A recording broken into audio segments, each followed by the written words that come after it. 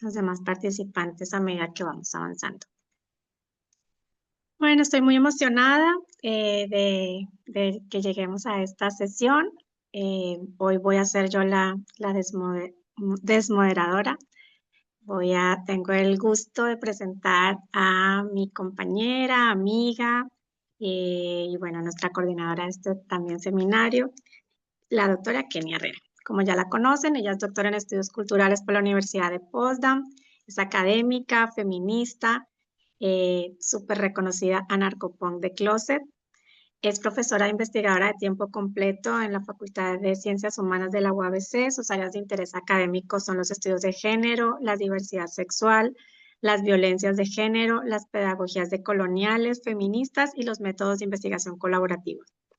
A Kenia le apasionan las pedagogías que retan lo jerárquico y que tejen lazos creativos con otras personas. Y bueno, esto lo desarrolla de una manera muy interesante en el proyecto que viene coordinando desde hace ya algo más que un año. Cinco. 5 años, hoy el tiempo pasa, ahora uno cierra El los tiempo ojos y ya, pasa, amiga. ya que 2 añitos, ok, 5 años con ese bonito proyecto que se llama Ave Fénix, que está coordinando junto a la artista visual Mari Carmen Arroyo y a Alejandro Espinosa de la Facultad de Artes.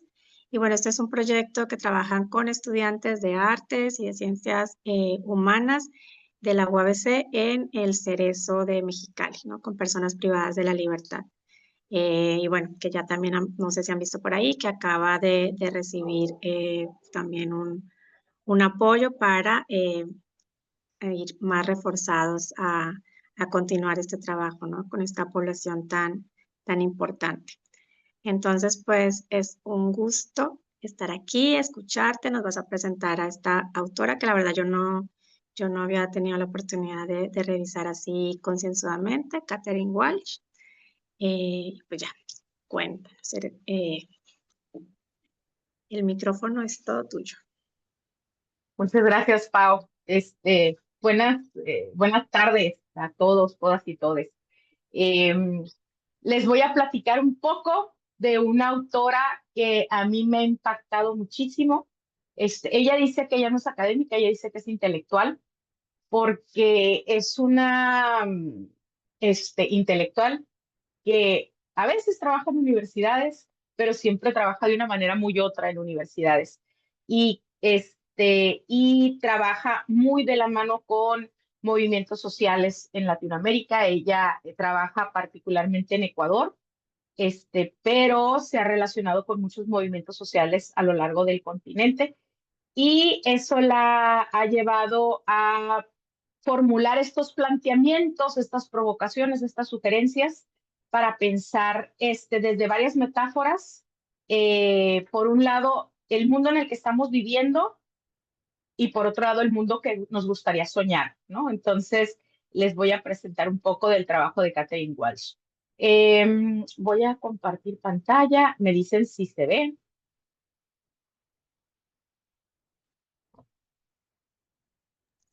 Ya se ve perfecto. Ok, pues quiero platicarles pues de Katherine Walsh y les voy a contar no la biografía de Katherine Walsh, sino les voy a contar una historia que ella cuenta, ¿no? Katherine Walsh dice que ella nace en el seno de una familia trabajadora de inmigrantes europeos. Ella dice que tiene ascendencia irlandesa, tiene ascendencia también de una zona de Alemania, pero pues ella se reconoce como una persona blanca, ¿no? Que nace de estos inmigrantes europeos y que creció en la zona de Ashland, Massachusetts, ¿no? Es un pueblo que está ahí en el noreste de Estados Unidos. Y ella dice que durante toda su vida, pues no se enteró, no se dio cuenta, sino hasta que ya estaba más grande y le interesaban este tipo de temas, se empezó a preguntar, pues, ¿cuál es la historia de este territorio en el que yo crecí? ¿No? Y ella, ya de adulta, se entera de que este era el territorio ancestral de la nación Nipmuc, ¿no? Y Y ella empieza a indagar, ¿no? Porque dice, oye, ¿cómo puede ser posible que yo crecí aquí y pues no sé nada, ¿no? De esta historia. Entonces ella empieza a indagar en los archivos del pueblo y a estudiar. Y ella se da cuenta, pues, que esta nación indígena tenía ahí su asentamiento y era como uno con el territorio, y que más o menos entre 1650 y entre 1675 empezó un proceso de colonización, sobre todo con puritanos calvinistas, que estaban liderados por un tipo que se apellidaba Eliot, y entonces ellos empezaron a fundar lo que llamaban plantaciones de oración. Y lo que hacían básicamente es que a la comunidad indígena eh, les prohibían practicar sus tradiciones, y además los obligaban a adoptar la cultura europea puritana, ¿no? Los querían hacer buenos europeos y civilizarlos, ¿no? Ese era el objetivo. Estas plantaciones ahí reúnen y le quitan a las personas originarias de ese lugar sus prácticas, sus tradiciones, sus lazos con la tierra. Y en 1715 la Universidad de Harvard compra los terrenos, y pongo compra entre comillas porque Catherine Walsh rastrea como todos los procesos ilegales, los procesos en donde engañaron y se aprovecharon de la comunidad, y donde la comunidad no estaba de acuerdo con esa compra, ¿no? Pero que sin embargo sucede. Y cuenta también Catherine Walsh que 9 miembros de la comunidad tuvieron que firmar, ¿no?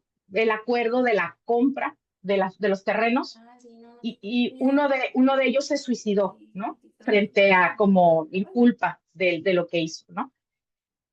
Pasan muchos, muchos siglos, y en 1917 se asienta ahí en esa zona una planta química, ¿no? Entonces era la Nyanza Chemical Plant and Waste Dump, y era un lugar para echar desechos tóxicos, ¿no?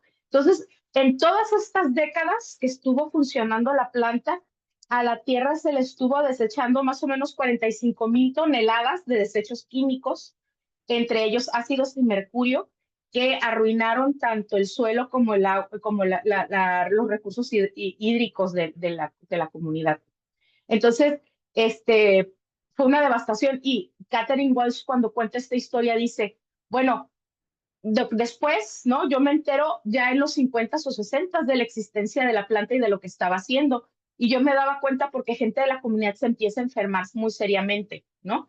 Entonces, dice, hasta después, ya que empiezo a analizarlo con otros lentes, me pregunto, ¿cuáles serían las devastaciones, las heridas, los despojos de la comunidad Nipmuc? Porque fue mucho más que la salud, ¿no? Fue la destrucción de la raíz con sus ancestros, ¿no? Entonces ella cuenta toda esta historia, pero pues no está así como todo trágico, afortunadamente, porque ella también cuenta que en los 90s un artista, Dan Borelli, tiene una propuesta comunitaria artística en esa zona, y él, junto con la comunidad, fundan lo que se llama el Ashland Healing Garden, el jardín de sanación de Ashland, ¿no? Entonces fue un jardín de sanación pensado, uno como sitio de memoria, otro como sitio de sanación y de reconciliación de la comunidad. Y es bien bonito porque hacen como kiosco de colores, porque mucho del desecho tóxico que se lanzaba ahí era como residuo de fábricas de pintura, ¿no? Entonces, esos colores como evocan eso, ¿no? Entonces, cuando se inauguró este jardín, miembros de la comunidad Nipmuc hicieron un ritual de sanación y perdón, para poder resignificar el espacio, ¿no? Y por un lado hacer memoria de todo lo que fue lastimado el lugar y con todo lo que fue lastimada la comunidad, pero también para abrir espacio a otras cosas nuevas en ese territorio, ¿no? Entonces, me gustó más presentarles a Catherine Walsh así, que diciéndoles, ay, nació en este día y vivió aquí. ¿Por qué? Porque Catherine Walsh dice que necesitamos recuperar nuestras historias. y que también necesitamos recuperar otras historias que contradigan las historias dominantes. Entonces, frente a una historia de industrialización, de la conquista y la expansión de la civilización blanca, está la historia del despojo, de las heridas, de cómo fue lastimada la comunidad y el territorio a partir de estos actos atroces, ¿no? Capitalistas. También ella dice que somos el lugar donde venimos y todos encarnamos sus dolores y posibilidades y también sus opresiones y privilegios. Entonces, Catherine Walsh dice, yo soy esa historia también. Yo soy, vengo de esta comunidad y también me tengo que enfrentar al hecho de que yo viví en la ignorancia, que yo viví en esa comunidad como una persona blanca privilegiada y no me pregunté por todo esto, sino hasta mucho después. En este sentido, ella dice, la colonialidad permea e invade nuestra existencia sin nuestro permiso, o sea, no era un plan de Catherine Walsh ignorar estas historias, pero también es parte de, también crees, esta colonialidad nos invade con nuestra complacencia o ignorancia, ¿no? Entonces es una manera de preguntarnos por quiénes somos a través del lugar de donde venimos y lo que ese lugar encarna en nosotros y significa para nosotros. Entonces, esta también me parece que es una manera muy bonita de presentarles a Catherine Walsh porque ella no es una académica tradicional, ¿no? Ciertamente es una muy buena académica que hace conceptualizaciones muy interesantes, pero poco a poco ha creado ejercicios de pensamiento, de escritura, de diálogo, donde intenta ser una intelectual encarnada y una intelectual sentipensante. También me gusta mucho presentar a Catherine Walsh en este momento porque creo, releyéndola y redescubriéndola para platicarla con ustedes, que encarna muchos de los elementos que hemos estado hablando a lo largo de este seminario. Entonces, ciertamente, esta historia que nos cuenta Catherine Walsh de quién es y de dónde viene, resuena mucho con el concepto de cuerpo-territorio que Jessica nos compartió de Lorena Capnal, ¿no? Entonces, es bonito ver esas conexiones y esos diálogos. Entonces, para platicarles de Catherine Walsh, hay varios conceptos que es bien importante recorrer y pensar y sentir, ¿no? Uno de los conceptos que quisiera dialogar con ustedes, invitárselos para que lo pensemos, es el concepto de colonialidad, ¿sí? Ella es parte de un grupo de pensadores latinoamericanos y aunque ella no es latinoamericana, ella es estadounidense, ha vivido muy buena parte de su vida en Ecuador, y está muy relacionada con Latinoamérica. Entonces, ella está dentro de este grupo de pensadores latinoamericanos que trabajan desde la perspectiva de colonial, ¿no? No quiero tomarme mucho tiempo en hablar de lo de colonial y lo colonial porque es algo complejo, pero sí tratar de entender a qué se refiere ella con colonialidad, ¿no? Y ella, lo toma de un pensador que se llama Aníbal Quijano, que fue un gran amigo de ella y un maestro también para ella. Y Aníbal Quijano propone contrastar el colonialismo o la época colonial con la colonialidad. Dice, no son lo mismo, ¿no? El colonialismo que hemos aprendido a través de la historia es un momento histórico, ¿no? Que se dio en diversas partes del mundo, en donde países utilizan su fuerza política, su fuerza económica y su fuerza militar para invadir y extraer, ¿no? Y en ese sentido también imponer su forma de vida, su cultura, y en otros países, ¿no? Que tenían condiciones menos, de menos poder. Y estos son procesos que nosotros reconocemos tanto en Latinoamérica como en Asia, como en África, ¿no? Son momentos históricos brutales, porque la aplicación de la fuerza directa y la de la brutalidad fueron métodos de control, pero también el sometimiento intelectual y el sometimiento ideológico, ¿no? De las comunidades y de las poblaciones. Entonces, eso llamamos colonialismo.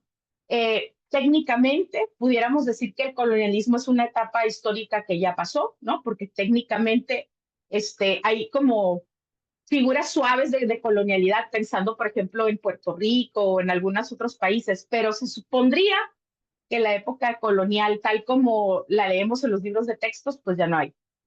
Pero la colonialidad sí, ¿no? Entonces, para Aníbal Quijano y las personas que piensan desde esta perspectiva, la colonialidad es algo presente y contemporáneo, en tanto que son matrices de fuerzas y de poder que quedan, ¿no? A partir del colonialismo y que se perpetúan, ¿no? En las maneras en cómo nos organizamos y en las formas en las como pensamos, ¿no? Entonces, define la colonialidad como una matriz compleja de fuerzas que entreteje el capitalismo, el patriarcado y el proyecto de la modernidad para poder configurar y reconfigurar, controlar y jerarquizar existencias, conocimientos, naturaleza y vida alrededor del mundo, ¿no?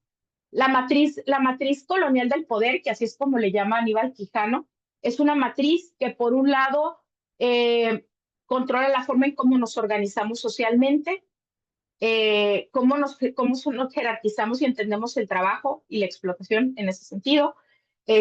También el conocimiento, quién posee el conocimiento y cuál es el conocimiento más válido.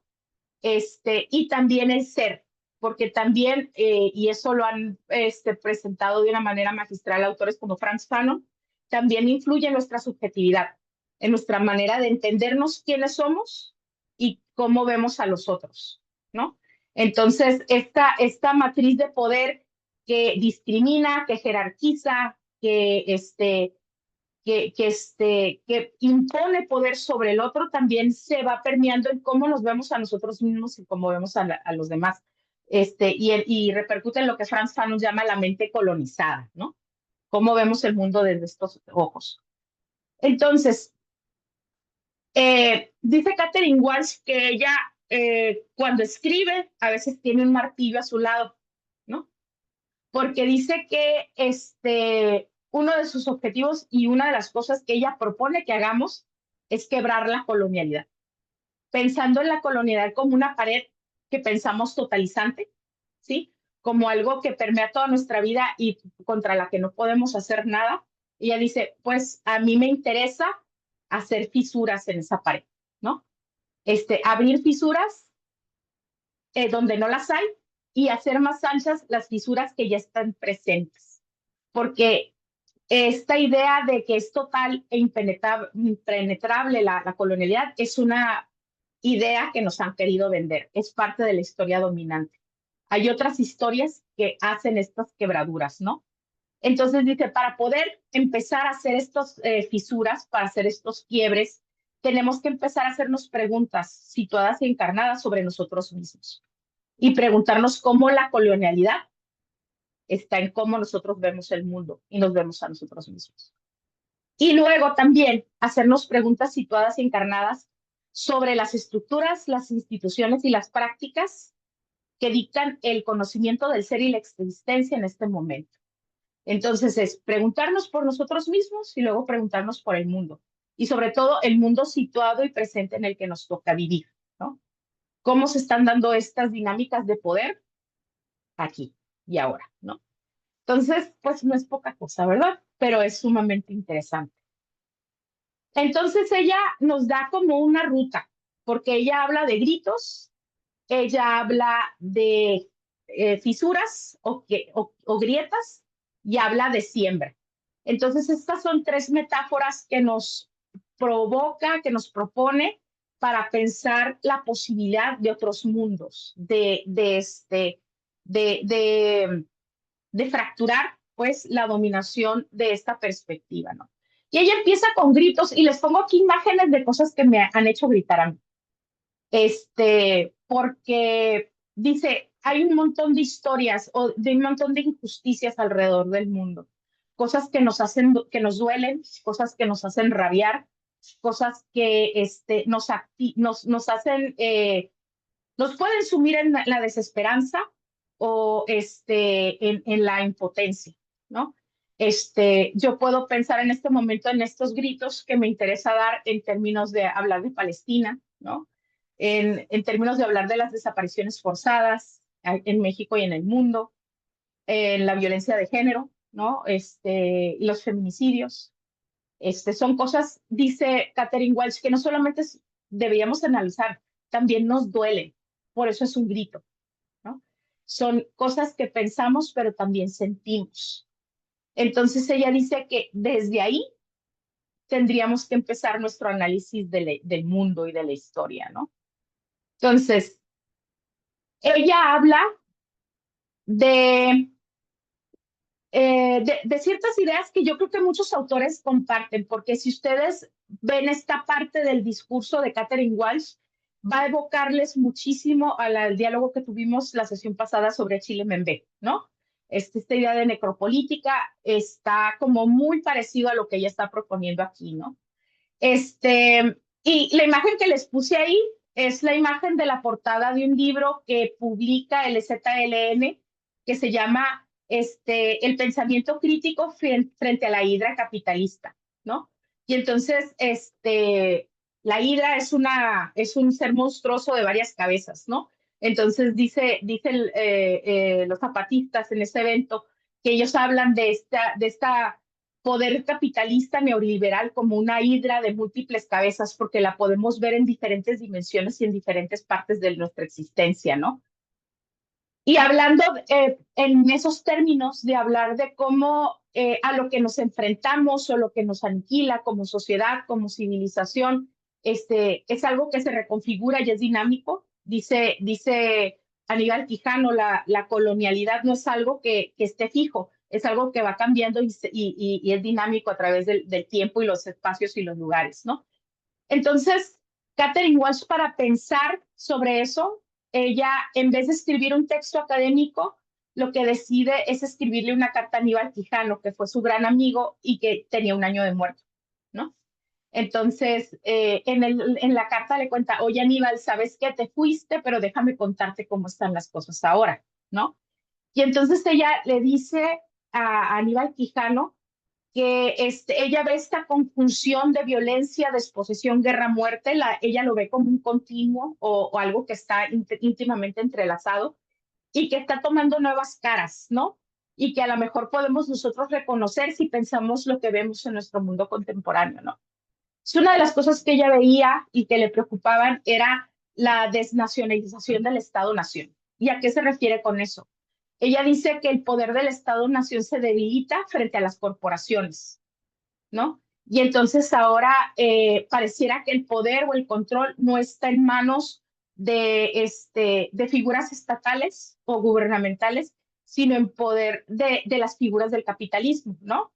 De empresas globales que dictan y deciden y que intervienen en decisiones políticas para fines del beneficio de sus empresas, ¿no? Para fines extractivistas, para fines de acumulación de capital, ¿sí? En ese sentido, decisiones que deberían de corresponderle al Estado, las toman estas figuras corporativas, ¿no? Entonces, ella dice, pues son estas figuras corporativas ahorita las que detentan el poder y que disuelven la idea de Estado-Nación de alguna manera, no completamente, pero sí. Otra de las cosas que a ella le llama la atención y que dice, esto también tenemos que preocuparnos de esto, son las nuevas configuraciones del aparato militar policial, ¿sí? Y yo creo que pueden ustedes ver el ejemplo claro en Estados Unidos, en cómo, por ejemplo, Trump está utilizando la Guardia Nacional como, como herramienta de represión frente a la protesta. O como, por ejemplo, ICE se está convirtiendo en una rama militarizada de la seguridad pública, pero donde no tienen, no tienen reglas y donde incluso personas que no están involucradas en ICE también están ejerciendo este papel de seguridad del Estado, ¿no? Y que se convierte en violencia estatal. Entonces ella dice, a lo largo del mundo estamos viendo cómo se están creando estas nuevas configuraciones, ¿no? Piensen también en el rol que tiene ahora la Guardia Nacional en nuestro país y cómo el ejército está tomando papeles que antes no tenía en nuestro país, ¿no? El ejército ahora tiene el control por ejemplo, de zonas turísticas. El ejército tiene control de el control de la protección de, por ejemplo, compañías petroleras, de muchos otros elementos que no estaban constitucionalmente indicados para el ejército. Entonces, dice, tenemos que analizar y estudiar cómo esto está sucediendo y por qué consecuencias tiene, ¿no? Otra cosa que le cuenta Aníbal y que le dice, esto también me tiene muy preocupada, es la creciente alianza entre lo político, lo religioso y lo heteropatriarcal. Y el papel que están teniendo figuras conservadoras religiosas en el mundo político, ¿no? Hay muchos ejemplos, ¿no? Por ejemplo, el apoyo que tuvo, por ejemplo, Andrés Manuel López Obrador de figuras cristianas, ¿no? De organizaciones cristianas en su proceso político. Los discursos religiosos que se están entreverando, por ejemplo, en Estados Unidos, ¿no? Y que están promoviendo, por ejemplo, el borramiento de discursos de género, que están abogando por también destruir, por ejemplo, estudios críticos raciales, ¿no? Y cómo se están entremezclando, pues, los discursos religiosos con los discursos políticos y con estas propuestas que están regresando a miradas tradicionales y jerárquicas de la relación heteropatriarcal, ¿no? Entonces, ella dice, están cada vez teniendo más poder, ¿no? ¿Y eso qué dice para nosotros? ¿En qué mundo nos vamos a convertir si seguimos permitiendo esto, ¿no?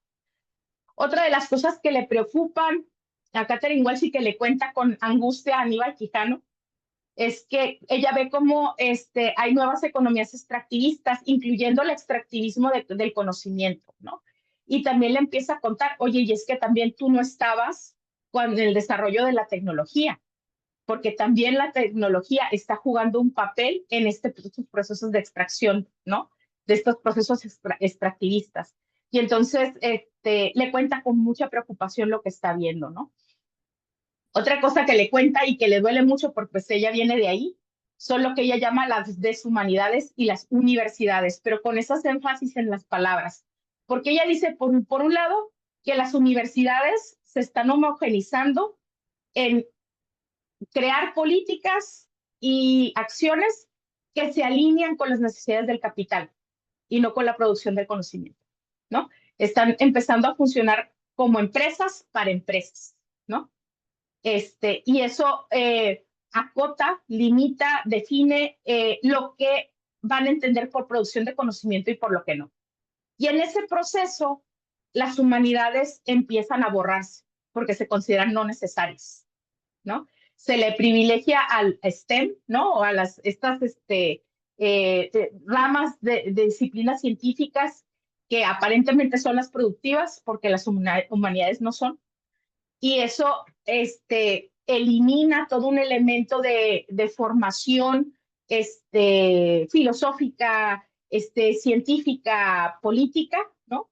Que va creando otro tipo de personas, ¿no? Y que nos va, pues ahora sí que deshumanizando, ¿no? Entonces ella le cuenta esto a Aníbal con mucha preocupación. Y ella también le habla de la desposesión, ¿no? De la totalidad de la desposesión, de cómo siempre ha habido esto, pero dice que ahora lo ve de una manera mucho más exacerbada y que aquí sí vemos este vínculo con la idea de necropolítica de Achille Mbembe. Y ella no usa la palabra necropolítica, pero sí habla de existencias selectivas. Y ella dice que esta de existencia selectiva es una consecuencia y un componente de estas mutaciones que está teniendo la colonialidad. Dice, es una exterminación selectiva de personas que no son consideradas útiles para las ambiciones del sistema colonial capitalista. ¿Sí? Es una exterminación no solo de vidas humanas, sino de sus historias y su memoria colectiva, sus conocimientos ancestrales y en su pensamiento político y social. Entonces ella dice, hay muchos aparatos de Estado que están haciendo este ejercicio de deshumanización, Y yo estaba releyendo eso y Lourdes, aquí estás y no me dejarás mentir, me acordé mucho de un conversatorio que organizamos donde estábamos hablando de estas estrategias que han tomado, por ejemplo, aquí en Mexicali para gentrificar el centro, pero donde han estado desapareciendo a personas de la calle y a personas migrantes, ¿no? Entonces, ese es un gran ejemplo y después si nos puedes platicar un poquito más de eso, Lourdes, ¿no? Porque para contribuir en el diálogo, porque eso me parece a mí es un ejemplo muy claro de estas de existencias selectivas, ¿no? De este borramiento y aniquilamiento de estas vidas humanas que se consideran desechables para el sistema colonial capitalista, ¿no? Entonces, ¿qué nos queda más que gritar? Dice Catherine Walsh, ¿no? Frente a esta situación tan agobiante, tan terrible, dice, nos queda gritar. Y el grito, dice ella, no es un desahogo solamente, no es, sí, es una expresión de nuestro dolor y nuestra rabia, sí, pero también es una estrategia, ¿sí? Es un mecanismo y una acción de lucha, donde nosotros desobedecemos y transgredimos la imposición del silenciamiento. Ella también dice que no solamente, sí es la expresión de nuestro dolor, pero también es nuestra capacidad de analizar y ver qué diferentes caras toma este aparato de muerte dentro de nuestras propias realidades, ¿sí? Y son reclamos que nos surgen a pensar, sentir, hacer y actuar. Entonces, no es un grito nada más de catarsis, ¿no? No es solamente eso, es un grito que pone los puntos sobre las íes y analiza lo que está sucediendo. Y que sobre todo habla y dice y analiza cómo está actuando el sistema para poder aniquilar la vida y la existencia. Entonces dice ella, gritamos también escribiendo, gritamos organizándonos, gritamos poniendo siempre sobre la mesa las situaciones que nos preocupan y que consideramos graves y las analizamos para entender cómo funciona dentro de nuestras realidades estas situaciones, ¿no? Entonces, eso me parece muy interesante, ¿no? Luego ella habla de grietas, ¿no? Y ella cuenta que la idea de la grieta le nace de ver su realidad, ¿no? Que estaba caminando por la calle y está subiendo las escalinatas para llegar a su casa y ve en la banqueta, en el asfalto, que va creciendo una flor. Y eso la hizo pensar mucho sobre la metáfora de la grieta como algo que podemos hacer para enfrentarnos a esta maquinaria de muerte, ¿no? Entonces ella nos da muchas ideas y sugerencias para pensar qué son las grietas. Nunca nos las define claramente, nunca nos dice A, B, C y D. Esto es el proceso para hacer grietas, ¿no? Jamás. ¿Por qué? Porque cada uno de nosotros tiene realidades diferentes y tendremos que pensar cómo esas grietas las podemos ver y producir, ¿no? Entonces dice, las grietas son esperanza con letras chiquitas, porque ella aboga no por un cambio radical y total en el sistema, sino por esas pequeñas acciones que poco a poco van haciendo cambios, poco a poco. Entonces dice, las grietas son maneras muy otras de pensar, conocer, ser, sentir, percibir, hacer, amar y vivir. Son procesos y prácticas constantes de creación, de invención, de estrategias y acciones que fisuran el sistema y trabajan sobre posibilidades radicalmente distintas de existencia y vida.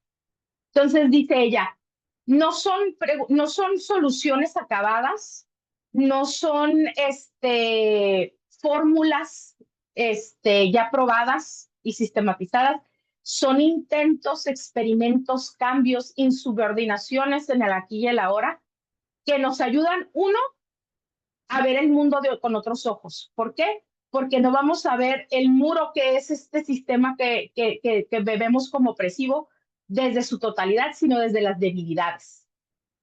Aquí ella se inspira mucho en Gloria Alzaldúa, porque Gloria Alzaldúa también tiene un libro fabuloso que habla sobre esto, pero ella dice que tenemos que trascender la mirada que hemos heredado de nuestra formación occidental, que nos que nos lleva por esta formación a ver como en automático los binarismos y aceptar o neutralizar las relaciones de poder que están intrínsecas en nuestra existencia.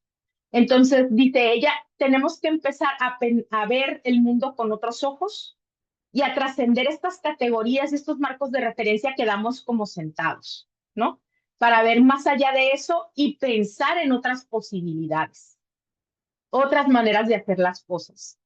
¿Eso cómo se hace? Piensen en cada su marco de acción. Yo lo puedo pensar a lo mejor como docente, porque eso es a lo que me dedico, o como investigadora, porque eso es a lo que me dedico, pero no todos ustedes lo son. Entonces, ¿cómo pensar en ver el mundo con otros lentes que nos ayude a ver las oportunidades y también las debilidades en un sistema en el que estamos conviviendo y trabajando?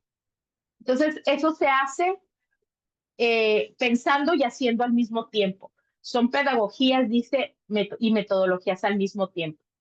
No son la solución, dice, pero son parte del debilitamiento de la colonialidad y es la apertura para otra cosa. Es difícil imaginarlo o pensarlo, ¿no? Con estas, pues, ideas como un poco abstractas y también metafóricas de Catherine Walsh, pero yo estuve pensando y me imaginé en varios ejemplos, ¿no? Que yo conozco. Y una es la metodología que propone el ZLN de caminar preguntando. Y cómo el caminar preguntando es tomar decisiones no verticalmente, sino a través del consenso, de la colectividad, del horizontal, ¿no?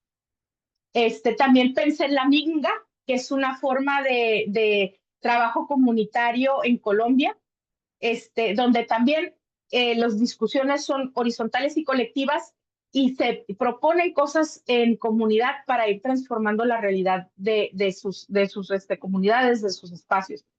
En cierta medida también la minga me parece muy similar al trabajo del tequio que hacen las comunidades, por ejemplo, en Oaxaca, ¿no? Donde también son decisiones en colectivo, donde cada miembro de la comunidad se responsabiliza de todos los miembros de la comunidad y contribuyen, ¿no? Al desarrollo comunitario.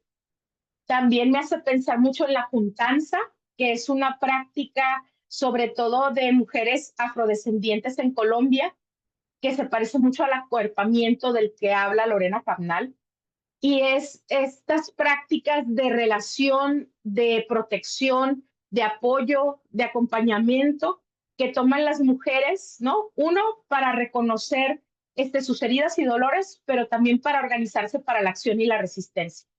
Entonces, estos son todos ejemplos, ¿no? Me parece a mí, de grietas o de metodologías para las grietas, ¿no? Que nos invitan a trabajar de otras maneras. Lo interesante es preguntarnos, ¿y esto cómo lo aplicamos nosotros a nuestras realidades, ¿no? ¿Cómo le podemos pensar en nuestras experiencias, en nuestro espacio particular, cómo podemos utilizar estas herramientas, ¿no? ¿Cómo podemos traducirlas a nuestra realidad? Entonces, eso es algo que también Catherine Walsh nos propone que hagamos, ¿no? La tercera idea que les quiero proponer es la idea de la siembra y la reexistencia, ¿no?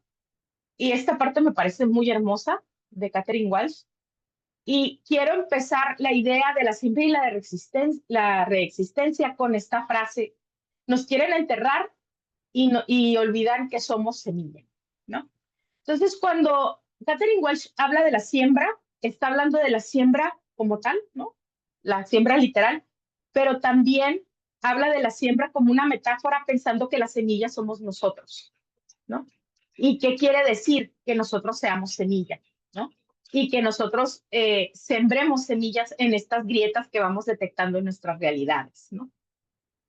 Entonces, dice Catherine Walsh y cita a autores como el abuelo Zenón, que es alguien con el que trabajó en Ecuador, y dice que los occidentales vemos las semillas y las plantas como objetos, como cosas. Y aparte, no tenemos muchas veces contacto directo con ellas, sino que utilizamos maquinaria, ¿no? Como un intermediario entre nuestra relación con ellas. Dice, pero en las comunidades indígenas las semillas son otra cosa muy diferente. Las semillas son seres vivos. Las semillas son la memoria de los ancestros. Son un lazo tangible con la historia y la identidad de una comunidad. Son la continuidad cultural de cara a todas esas fuerzas que han luchado por borrarlas, ¿no? Entonces, es concebir la semilla y concebirnos a nosotros mismos como eso, como depositarios de esta memoria, ¿sí? Como una continuidad de la historia y de la identidad de quiénes somos y dónde estamos, ¿no? Entonces, a mí me parece eso como muy sugerente. Y Catherine Welch nos da varias ideas para pensar en las semillas y pensarnos como semillas. Dice, las semillas nos permiten estar donde no hemos estado, ser lo que no hemos sido, ahí donde nuestra existencia fue y es prohibida. Entonces, en esos sitios donde se aniquila la vida, donde hay relaciones de dominación, nos insertamos como semilla y podemos ser otras cosas que no han podido ser en esos espacios donde fue prohibido. Podemos replantar otras maneras de ser y estar en el mundo. Dice, podemos plantar vida donde hay muerte, organizarnos con otros en agendas cotidianas para el pan y la dignidad, para reconstituir un sentido de esperanza y de posibilidad de vida. En ese sentido, plantar es un acto insurgente. También podemos hacer semilleros de pensamiento crítico, ¿no? Sembrar para que otras semillas escuchen que hay que crecer y que puedan hacerlo bajo sus propios términos, siguiendo sus propias geografías y tiempos. En este sentido, hacemos semilleros y somos semilla para incitar a otras semillas a que se activen, a que también crezcan, pero que tomen sus propias decisiones para cómo crecer. ¿Por qué? Porque no todas las semillas son iguales. Su protección y preservación, la memoria y el conocimiento que poseen son situados y no se pueden homogeneizar. Las semillas desafían los monocultivos y el control del mercado. En este sentido, cada uno de todos nosotros que estamos aquí caminamos en diferentes caminos. Nos enfrentamos a realidades diferentes, nos enfrentamos a obstáculos diferentes. Entonces, tenemos que buscar respuestas y tenemos que buscar opciones y posibilidades desde nuestras propias realidades y desde la situación en la que estamos. Por eso tampoco podemos dar fórmulas, ¿no? Y podemos dar recetas. Las vamos construyendo en el caminar, en el pensar juntos, en el ver la situación que nos toca en nuestra inmediatez, conectándola con otras realidades, ¿no? Y el último concepto que me parece muy hermoso es el de reexistencia. El concepto de reexistencia no es de Catherine Walsh. El primero que lo propone es un artista e intelectual, no me acuerdo si colombiano o venezolano, que se llama Adolfo Albana Chinte, y esto lo habla más o menos en el 2005. Y él habla de prácticas de reexistencia. Y estas prácticas de reexistencia dicen formas de organización, mecanismos que las mismas comunidades crean para poder reconfigurar y pensar de otra manera la vida cotidiana y así enfrentar al poder hegemónico. Son maneras de relacionarse, de trabajar, de convivir, que descentran las lógicas establecidas, que desafían las lógicas establecidas y busca otras formas de organización que permitan la dignificación de la vida y su continua transformación. Entonces, ella nos traza toda esta trayectoria desde el grito, desde el reconocimiento, ¿no? De lo que nos duele y lo que nos está afectando, para entonces ir creando estas grietas a través del trabajar, el preguntar, el ir picando piedra, ¿no? Lentamente, para poder sembrar estas semillas. Ella insiste, yo ya no creo en las transformaciones totalizantes, ¿no? O las transformaciones amplias. Yo creo en estos pequeños cambios chiquitos que hacen organizaciones, comunidades, personas, que hacen todos los días, que hacen lentamente, que hacen paso a paso, que hacen frente a desafíos enormes, pero que van transformando formas de vernos a nosotros mismos, formas de relacionarnos con los demás y formas de impactar el mundo en el que vivimos, ¿no? Pues eso es Catherine Walsh. A mí me encanta, a mí me ha enseñado mucho, e inspira mucho del trabajo que yo hago y espero que también encuentren ustedes inspiración en las ideas que propone. Y pues ahora me gustaría escucharles, ¿no? Y que platiquemos un poco acerca de ella. Ay, muchísimas gracias, Kenia. La verdad, sí, tu presentación, aparte de la lectura que hicimos, nos motiva muchísimo y creo que está súper conectado con los objetivos de este seminario, ¿no? De activar la esperanza y como también vimos la semana pasada, ¿no? No una esperanza que sea una esperanza ingenua, sino una esperanza muy, muy sembrada en la tierra, muy con raíces y muy consciente de la muerte que se quiere imponer. Entonces, pues, muchísimas gracias, Kenny. Abrimos la discusión.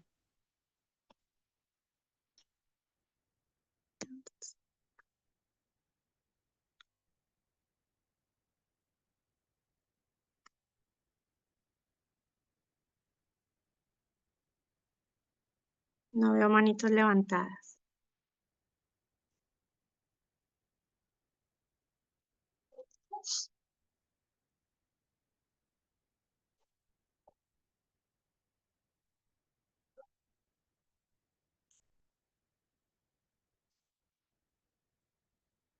Hoy, ¿cómo andamos? Ay, Dani. Yo para ir Sí, rompiendo Mariana, el hielo un poquito. gracias. Este, cuando estaba, yo tampoco conocía a Katherine y muchas gracias por presentarla, Kenia, porque sí me resonó un montón. Primero vi el video y como la manera en la que se expresaba y luego ya leerla, pues también como que ya le empiezas también a poner cara a las palabras y está lindo eso. Y sí como que me fue muy fácil también. Pues tejerlo con las otras cosas que hemos estado revisando en el seminario. Me, me llamó mucho esto de gritos, grietas y siembras, como sobre todo la parte de las grietas. Me recuerdo que en el video, en ese justo es como un seminario también, ella mostraba una foto de como justo de un pavimento roto con grietas y unas flores saliendo de ese espacio, ¿no? Y que era como un lugar en donde ella todos los días pasaba porque era la subida a su casa, ¿no? Y que le llamó mucho la atención. Y ayer me resonó mucho eso cuando estaba viendo el video porque siento que justo hay veces que ante todo lo que está sucediendo necesitamos tener justo también la visión de lo local, ¿no? De lo que está sucediendo, de los esfuerzos que se están haciendo para también pensar en cómo esas semillas se van haciendo selvas o se hacen bosques o se hacen, bueno, se proliferan también como muchas plantas de acá del desierto o se prenden fuego y se hacen otras plantas, etcétera, ¿no? Entonces como que eso me llamó y como conectándolo a la biofilia, como lo que nos llama un poco, nos convoca este seminario pensaba en justo cómo los gritos son, pues al final una defensa de la vida, ¿no? Frente a la destrucción, frente a esta lógica extractivista y en donde la dominación está como en el centro. Y también como que las grietas son estos espacios en donde hay esperanza, donde hay vida que nace y las siembras es como este acto de cuidar, ¿no? Este acto político también como de convicción, de crear vida, de cuidarle, de acompañar. Entonces, me parece muy hermoso.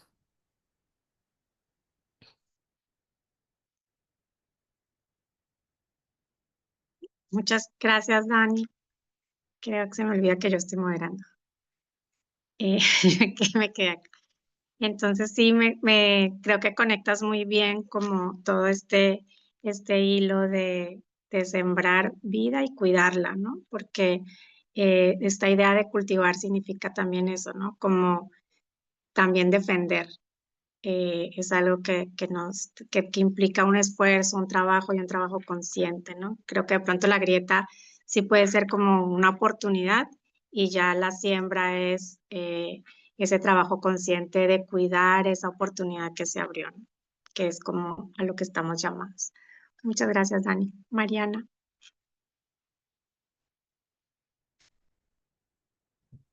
Muchas gracias, Kenia. Estuvo muy interesante conocer sobre Catherine y su pensamiento. Am, bueno, y me resuena mucho ahorita que andamos con lo de la lotería, que ya les he platicado, ¿no? Este, bueno, he estado como presentándola en diferentes espacios y pues yo no soy una persona que tiende a la academia, la verdad, o sea, no tengo ese talento ahí, pero me, me- mi pasión es esa, ¿no? Como divulgar sobre nuestro desierto, promoverlo, su cuidado, pues, amarlo y demás. Este, y justo hoy fui a la Facultad de Ingeniería a platicar sobre la identidad de las plantas de nuestro desierto. Y fue muy chistoso como verme ahí, yo como comunicóloga que no tiene mucha estructura académica, este, frente a tantos jóvenes que están pues estudiando esta carrera, o están en tronco común porque andan de segundo semestre. Y sí me hace un poco de nervio porque para mí era como, ay, ¿cómo les voy a hablar y cómo les voy a contagiar del amor por la naturaleza? No sé, como que se me hacía, sí veo como el cómo conectar, pero se me figuraba que a lo mejor ellos siendo tan jóvenes y estando en esta carrera de ingeniería, como que a lo mejor se les iba a hacer, y a mí qué, ¿no? O sea, las plantas. Eh, pero ahí, conforme avanzó la plática, pues pude ir hilando, ¿no? Eh, y justo estar escuchando de este pensamiento de Catherine, pues también veo mucho de lo que otras personas, otros profesionistas han compartido, ¿no? El biólogo, por ejemplo, aquí en Mexicali, Carlos Ruano, que es un principal promotor de reforestar con plantas nativas, u organizaciones como Salvemos las Lagunas, y organizaciones más grandes, ¿no? Como los que están haciendo estos sitios de restauración a lo largo del delta del río Colorado. Y, y me vi así, ¿no? Como ese semillero que va tratando de que otras semillas despierten, este, con la información que pueda llegar yo a tener, ¿no? Este, y me inspiró, me llegó a escuchar de Catherine Walsh, y pues nada, seguir viendo maneras, ahorita mediante el juego, que creo es como muy noble, ¿no? Esa manera, y más para llegar a mentes tan pequeñas, en edad me refiero, este, para despertar esas semillas desde tempranas edades. Eh, y pues nada, quedo muy agradecida. En vista de que había poca participación, dije mínimo voy a comentarle a Kenia y a los compañeros, de esta inspiración que recibí el día de hoy. Muchas gracias. Muchísimas gracias, Mariana, por tu participación y también por el trabajo que estás haciendo, que sin duda sí es estar regando semillitas y en una población muy importante, ¿no? Porque a veces relacionamos a los ingenieros con el cemento. Entonces, pues qué bueno que puedan tener esta población, esta idea de estas plantas para que no les quede tan fácil eh, sacarlas para poner su cemento. Entonces, muchísimas gracias. Lice. Pues a mí Catherine me mueve mucho. Esta parte al inicio en donde Kenny hablaba de Massachusetts, yo vivía en Massachusetts y hay toda esta historia con los puritanos está ahí, ¿no? En el aire, la puedes sentir, pero al mismo tiempo está esta otra cosa, ¿no? De los pueblos originarios que habitaron ese territorio. Y también lo de las brujas, ¿no? Que es también otro tema bien potente. Eh, y bueno, veía las imágenes y así me transporté a un tiempo muy distinto en mi vida. Y me mueve mucho esto de los gritos, ¿no? Me he sentido muchas veces así, ¿no? En el grito. y creo que poder ver las grietas es una necesidad imperiosa de todos, ¿no? A veces no las vemos, esto de como lo hegemónico, ¿no? Estamos tan metidos que no podemos ver. Yo pongo esta metáfora a veces, somos como unos peces que nunca han saltado fuera del agua y por lo tanto no sabemos que hay otras cosas, ¿no? Estamos muy habituados. Y bueno, pensando en la siembra y en esto que preguntabas, Kenia, sobre desde dónde nosotros podemos, pues eso, ¿no? Sembrar y reexistir. Pensaba en los dos colectivos de artistas mujeres a las que pertenezco, ¿no? Dos colectivas. Una de ellas, la colectiva Martes, que tenemos casi 30 años trabajando desde diferentes lugares, ¿no? Con mujeres además de muy distintas edades, de distintas disciplinas, ¿no? Construyendo estos diálogos y una producción artística que habla sobre, pues, cuestiones que tienen que ver con el género, con lo que nos apremia, con lo que nos duele. Y este nuevo, pues relativamente nuevo colectivo, colectiva que es Las Mujeres del Color de la Tierra, que por cierto tengo que hacer la publicidad. Vamos a tener una exhibición la próxima semana en el CEART de Mexicali. Se llama Devenires Brujos, no se la pierdan los que estén en Mexicali, porque justamente no habla de cómo las mujeres tenemos un conocimiento sobre muchas cosas que sanan y no lo vemos, ¿no? De repente sabemos cocinar ciertas cosas que benefician a la gente, sabemos de plantas, sabemos de entender, por ejemplo, cuando un animal no está bien, o sea, tenemos una capacidad de observación que hemos ido desarrollando por cuestiones de cultura, ¿no? Lo entiendo, pero también yo creo que hay cierta disposición, ¿no? En eso. Y bueno, pienso también en este trabajo de hormiga que hago en la Facultad de Artes, ¿no? Todos los días, eh, pues construyendo diálogos con los estudiantes, las estudiantes, sobre todo cuestionándonos la escuela, ¿no? ¿Qué es la escuela para nosotros? Y bueno, estos ejercicios de ir hacia la vida, ¿no? No quedarnos, a veces la escuela, la universidad se nuclea, ¿no? Y se queda ahí como muy enfrascada en sí misma, ¿no? En esta cosa académica. Entonces, romper, me encantó esta idea del martillo, ¿no? Y llevar el martillo y romper y decir, hey, vamos conectándonos, ¿no? Ahorita estamos en un proyecto en el Hospital General, que es el hospital más pobre de Tijuana, de verdad no tienen mucho, pero hay un grupo de personas que trabajan en el oncopediátrico con los niños, con muchísima alma y mucho corazón, ¿no? Realmente sí. Y estamos ahí llevando las prácticas de arte y es eso, ¿no? Empezar a crear estas conexiones, ¿no? Son cosas pequeñitas, pero van moviendo ahora sí que la realidad de algunas personas hacia otros lugares. Yo les agradezco mucho. De repente pienso que soy demasiado emotiva y así como que oh, mejor me aguanto, pero les agradezco. Estos miércoles han sido súper terapéuticos, ¿no? Conectar con los pensamientos de estos grandes autores, pero sobre todo con ustedes, con cada uno.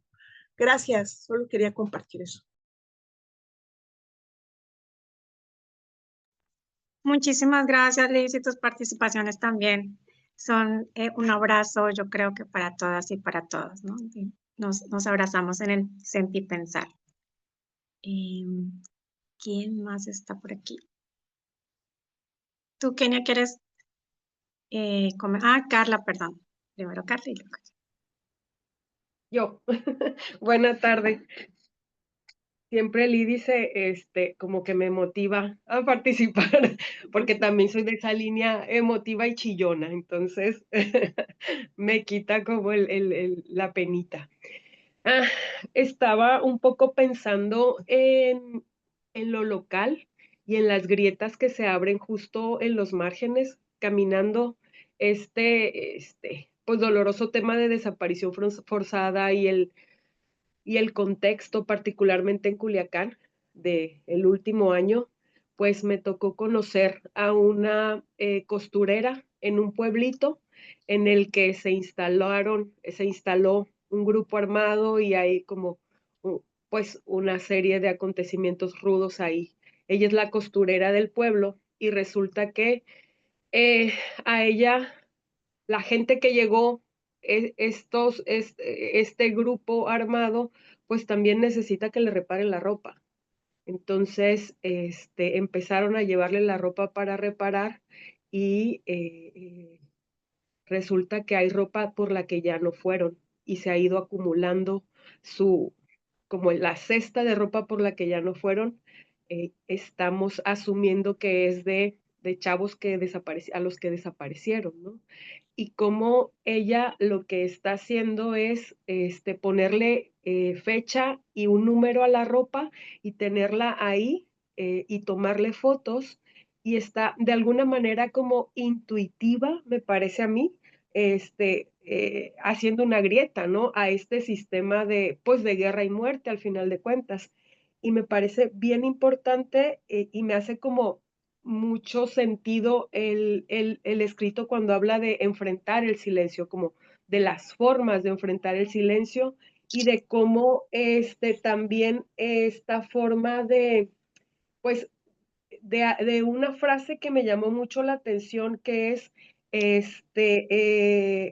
resistir, resistir para construir, no solamente el resistir, ¿no? Me parece como un ejemplo poderosísimo, una señora costurera en un pueblito que está haciendo todo esto sin otro conocimiento que no sea como el saber que ya trae adentro y que sabe que lo que está ahí no está bien y que desde como esa fisura está haciendo algo que es súper importantísimo, creo yo, para cuando nos toque trabajar eso ahí, ¿no? En ese espacio. Entonces, me hizo mucho sentido el texto cuando hablamos de las grietas y cuando hablamos de las esperanzas en pequeño, de decir cómo, sí, no vamos a cambiarlo todo, pero esta partecita y esta, esperanza en pequeñito, pues claro, va a hacer esos cambios. Y me llenó de esperanza, la verdad es que, este, los textos que hemos leído me han dado eso, me han dado como un apapachito al alma cada vez que leo. Ya, gracias. Muchas gracias, Carla. Qué hermosa historia la que nos cuentas, ¿no? Qué fuerte como este saber que tenemos las mujeres, ¿no? Y que se tejen con esos hilos. Muchísimas gracias. Jessica. Hola a todas, muchas gracias, Kenia. Yo no alcancé a hacer la lectura, pero me gustó mucho todo lo que escuchamos desde el principio, cómo somos el lugar donde vivimos, ¿no? Y entonces ese grito particular va a abrir una grieta muy particular y pues toda la relación que hace la autora hasta llegar del grito a una propuesta fructífera, productiva de la reexistencia, la siembra, la resignificación. Y fíjate que bueno, quería compartir nada más una imagen, ¿no? Que tiene que ver con la figura de la grieta y que pues se me hace también así muy inspiradora, metafórica. Y es que las grietas de la tierra, em, las fallas geológicas, por ejemplo, cuando siempre están articuladas y cuando se mueven o se abren, cambian la topografía, cambian el espacio y luego es en esas hendiduras en donde fluye el agua y se articulan otra vez o rearticulan los sistemas riparios y abren cancha pues a la vida, ¿no? A vidas distintas. Entonces, nada más, así como para hacer un comentario sobre lo poéticas que son las referencias de la autora y como pues no sé, desde mi breve reflexión, pues abre cancha para imaginar ahí cosas. Muchas gracias, Kenia. Sí, Jessica, muchísimas gracias también por esta metáfora, ¿no? Yo creo que mucho de este concepto de biofilia y lo que hemos visto en los diferentes autores es como a veces la esperanza está en ver cómo funciona la naturaleza, ¿no? Cómo la naturaleza nos va dando lecciones como esta rearticulación de estas grietas, de las fallas geológicas, cómo ciertas plantas se adaptan o no, o están articuladas. Entonces, pues muchas gracias porque nos das luz sobre este tema que estamos trabajando. Ahora sí, Kenia, cuéntanos. No, pues me gusta mucho escucharles, ¿no? También estaba leyendo aquí lo que nos escribió Manuel y él decía que recordó una entrevista de un Wicarica que decía, yo conocí las harinas con los programas sociales, que traían sopas y aquí en el pueblo no sabíamos preparar eso. Acá el maíz es lo principal para comer.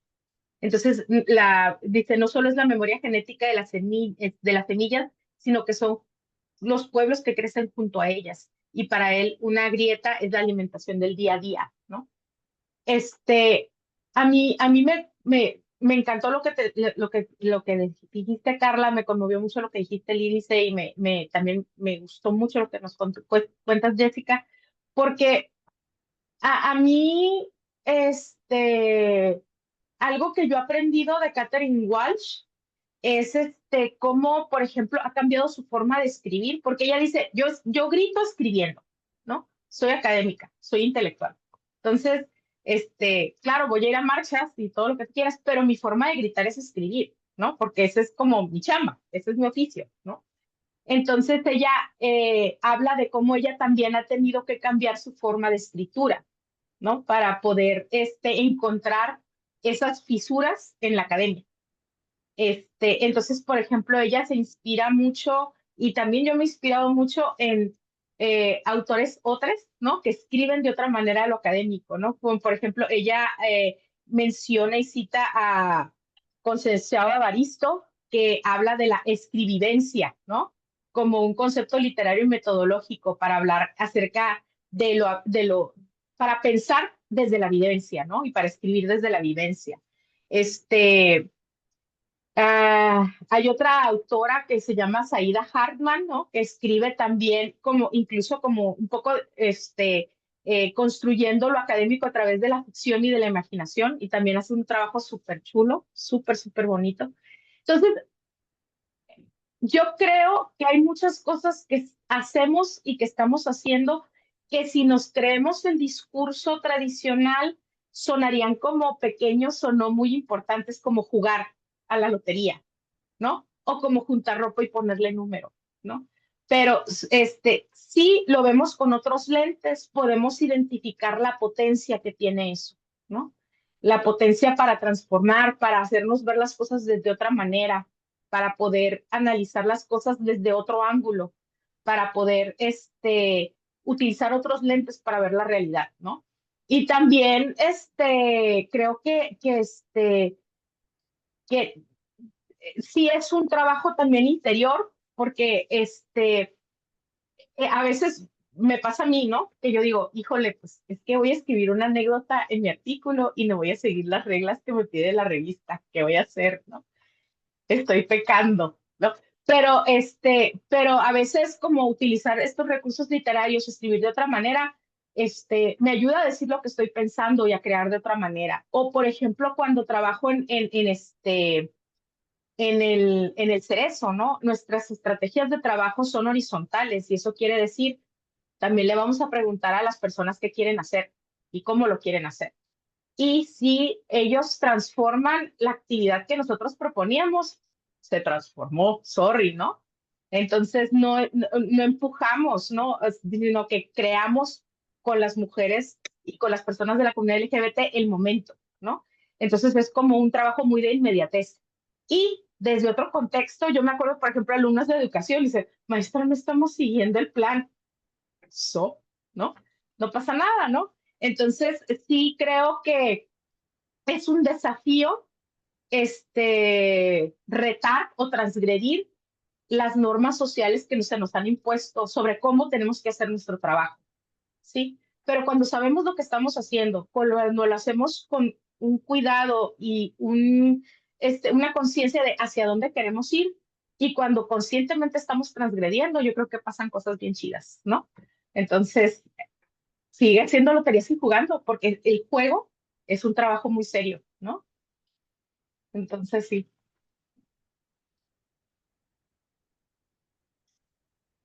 Muchas gracias, Kenia. Ado, tienes la manita levantada. Yo sí, sí.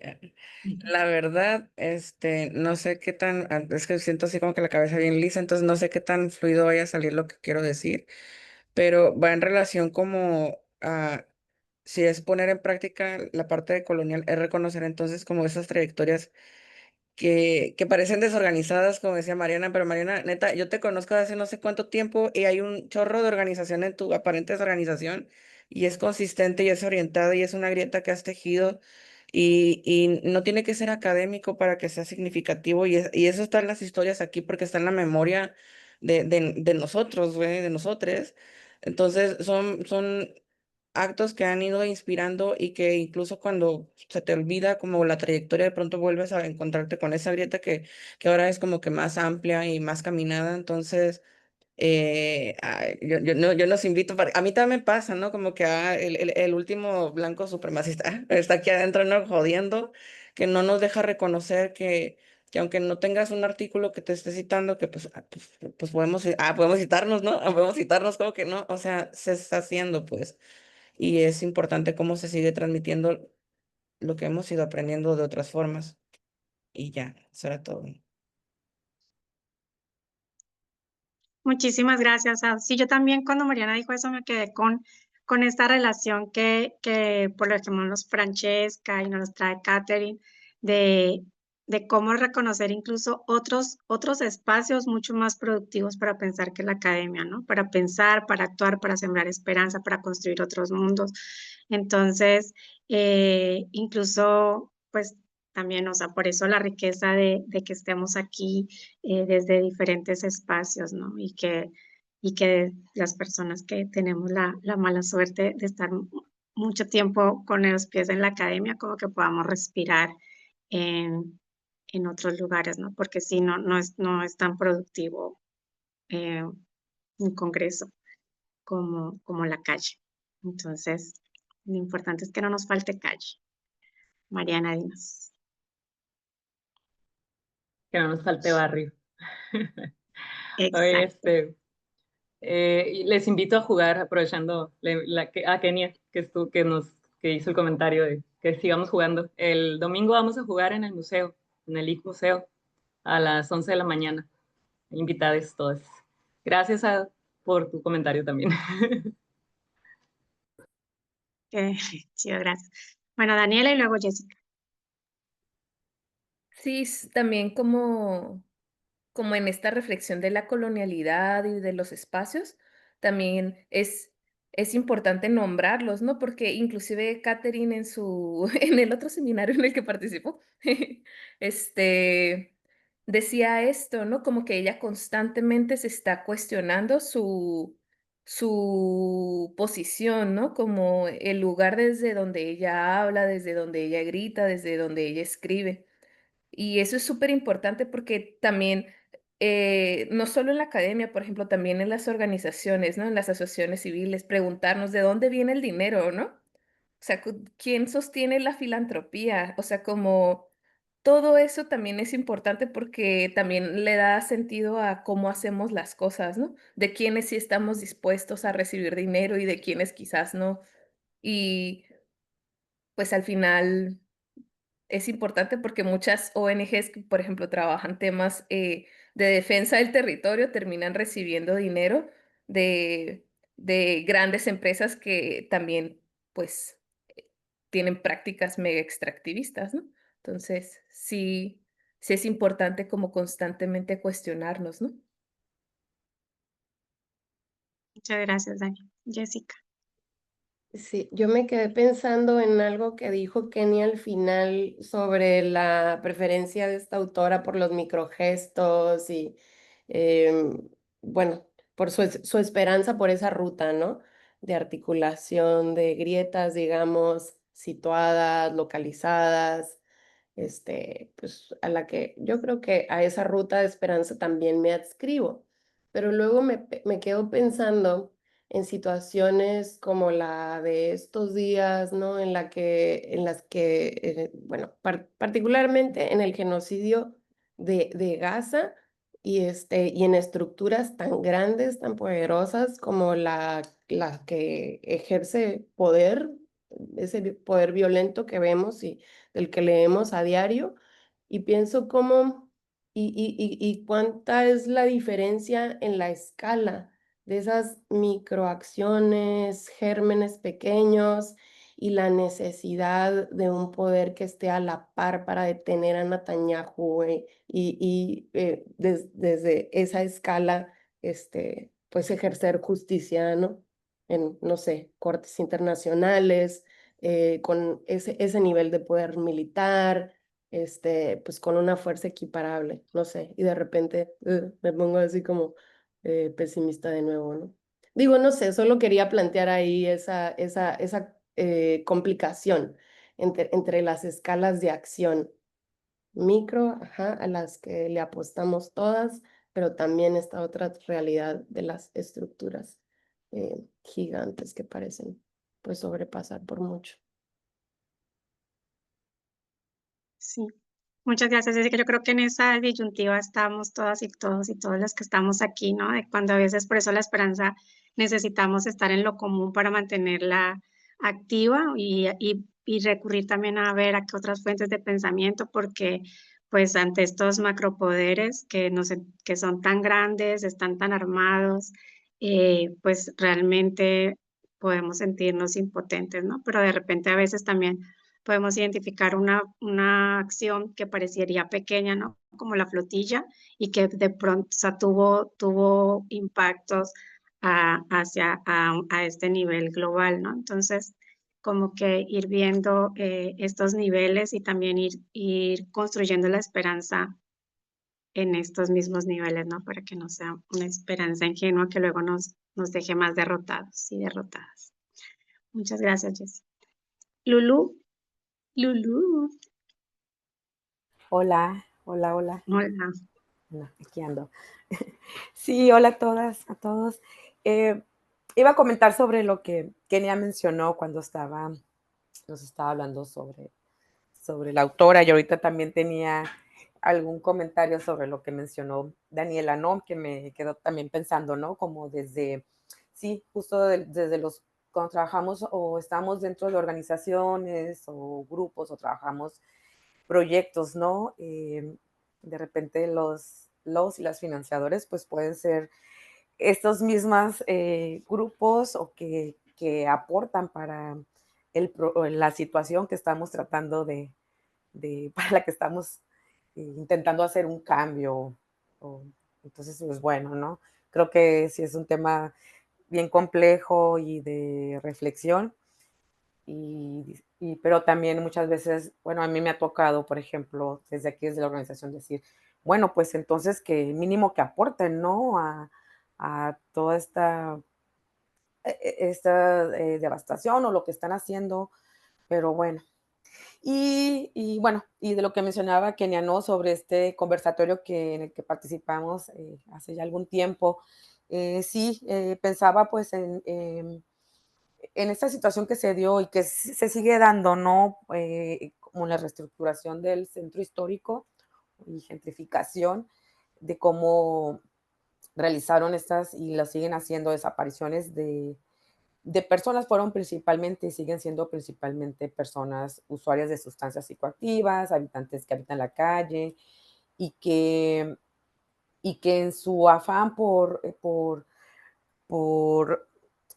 regenerar este espacio, pues estas personas fueron desplazadas, ¿no? Y muchas de ellas desaparecieron, muchas de ellas las llevaron a centros de tratamiento y algunas desaparecieron, ya no supimos, o sea, sus familias no supieron a dónde están, dónde se fueron. Y nosotros cuando estuvimos en un proceso de recabar, desde la organización en la que estoy, desde Verter, estuvimos intentando dar seguimiento a algunos casos, que las personas ya que regresaban de esas estancias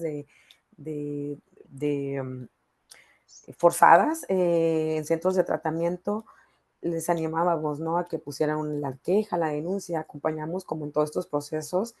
Y en estos estar en un lugar y otro, y en muchas instituciones decían, bueno, pero ya las personas ya regresaron, ¿no? Ya están aquí, o bueno, pero pues como el no, eh, sin importarles, ¿no? O sea, pero las personas consumían drogas, pues, no, o sea, no importa que se les lleven a centros de tratamiento en contra de su voluntad, no importa que haya estas detenciones arbitrarias, no importa que ya no se sepa dónde están.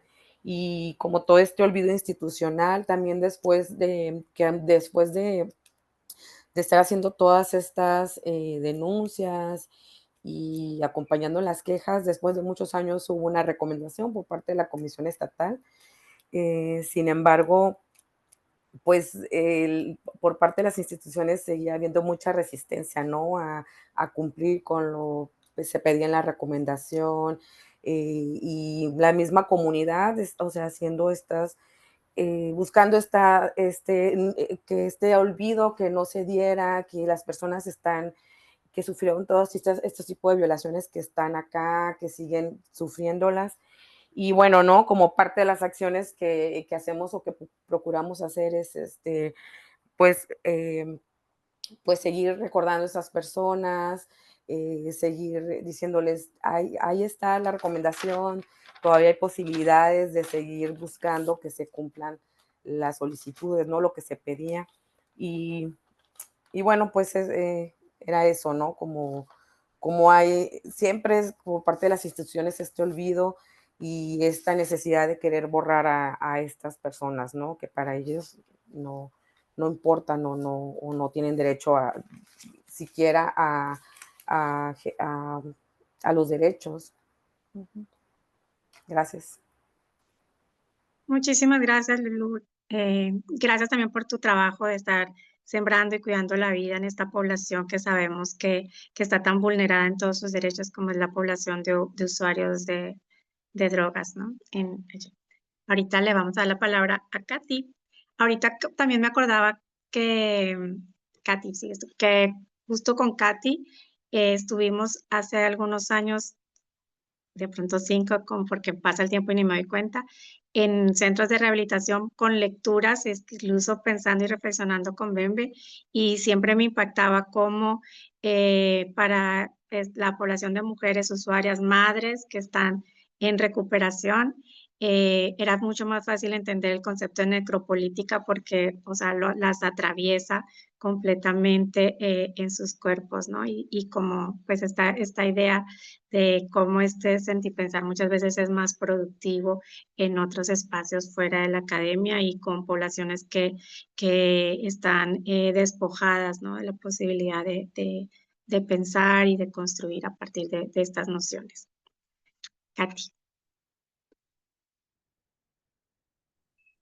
Sí, gracias. Exactamente. Hola.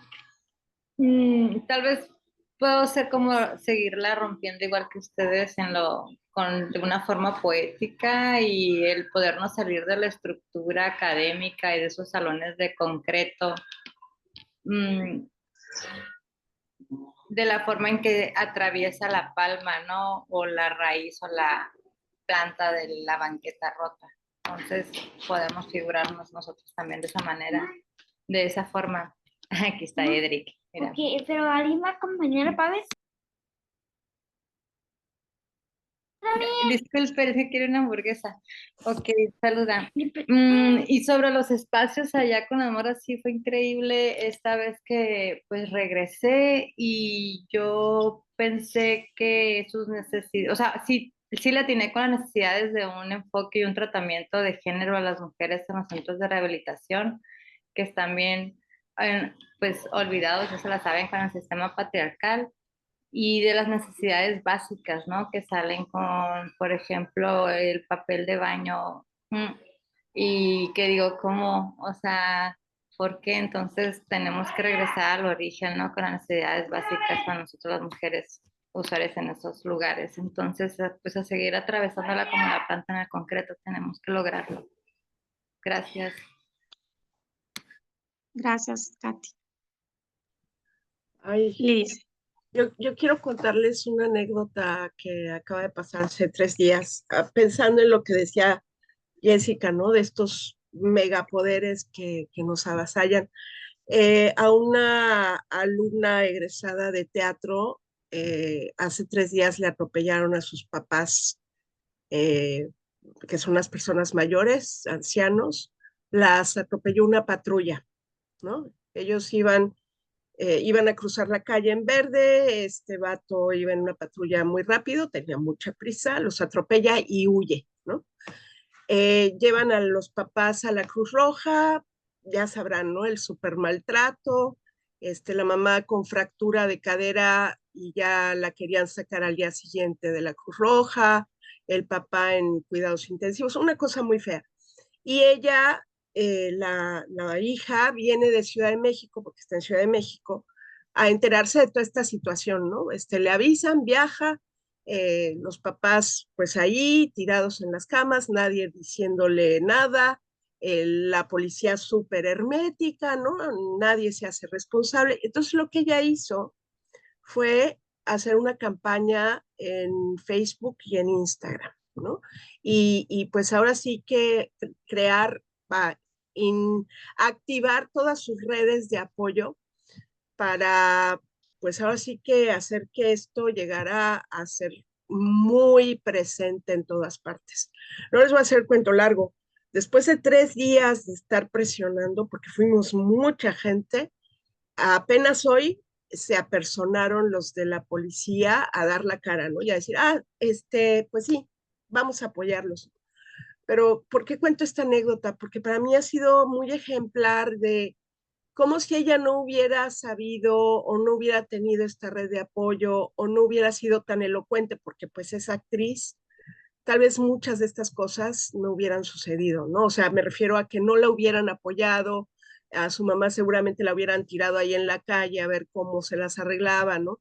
Entonces, esta cuestión de cómo visibilizarnos estas acciones, ¿no? Que pues parecen pequeñas, pero que son la suma de muchas cosas, sí tienen un impacto, ¿no? Entonces, frente a la policía de Tijuana, que son, ustedes se imaginarán, ¿no? La cosa más corrupta y espantosa, esta morrita, pues les armó un pinche desmadre que no les quedó de otra más que, pues, responder, ¿no? Entonces, a mí me ha dejado pensando mucho esto que acaba de suceder, y bueno, nada más se los quería compartir porque me parece bien importante, ¿no? Cómo estas acciones pequeñitas, si se suman, pueden tener un impacto muy grande, ¿no? Gracias. Muchas gracias, Liz. Y estas historias que nos muestren pues nuestra capacidad de agencia, que no nos derrotemos, son importantes. ¿Alguien más? ¿Algún otro comentario?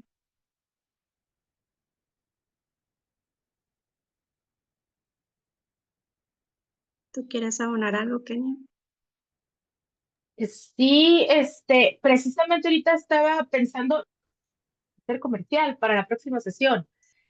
Porque Jessica aquí pregunta en el chat, ¿es ineludible tener una policía para la policía o para el delegado del centro histórico y Carlos Torres que dieron estas órdenes de remover a las personas sin su consentimiento?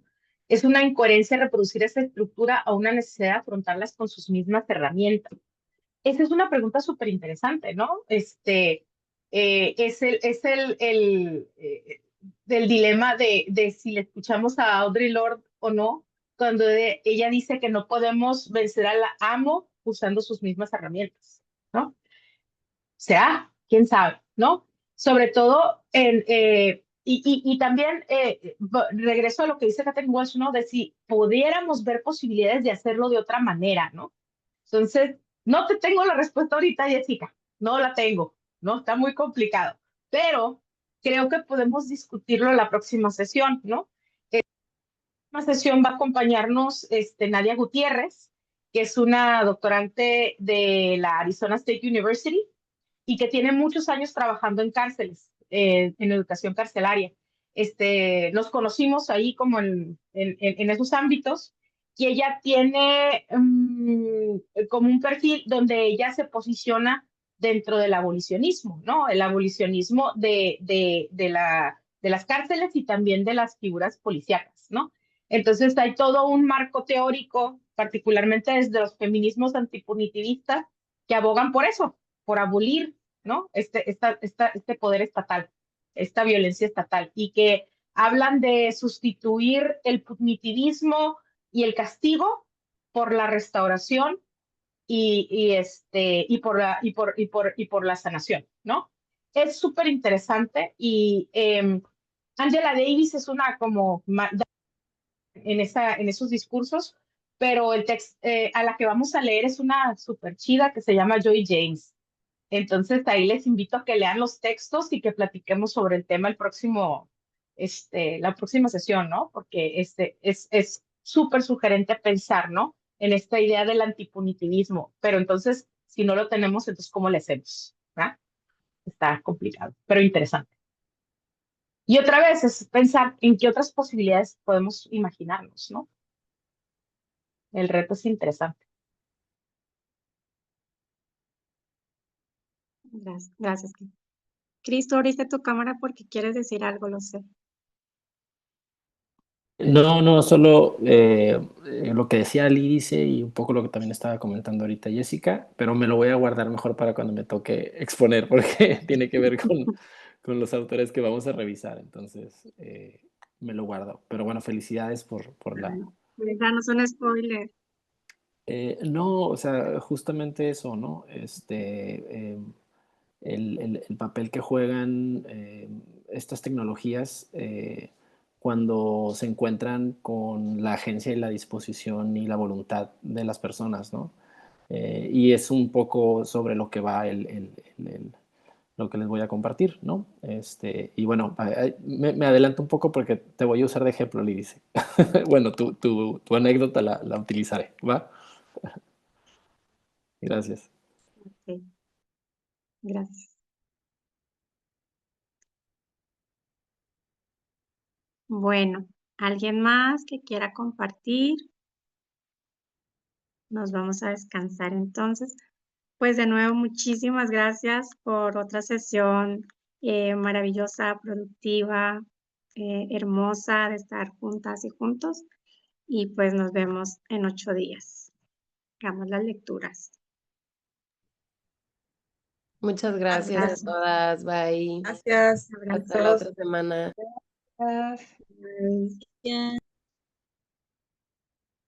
Y la vocecita.